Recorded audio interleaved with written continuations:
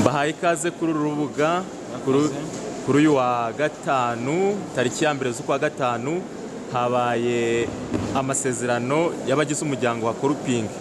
Ubu rero turi kumwe n'umwe mu bagize uwo muryango, ariko agiye kutubwiraho gato k'uwo muryango maze anatubwire akari ku mutima kuri uyu munsi.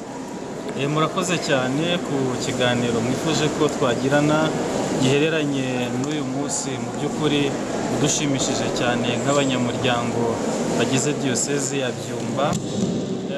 Umuryango wa Koruping ni umuryango umaze igihe kitari gito, natwe tukaba twarishimiye kuwakira hano mu Rwanda, hano iwacu, by'umwihariko muri diyoseze ya Byumba.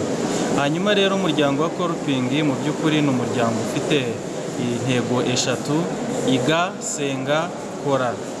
Hanyuma tukagira n'ibikorwa bitandukanye cyane cyane bijyanye n'iterambere, ariko tugahera cyane cyane ku iterambere rya kiliziya.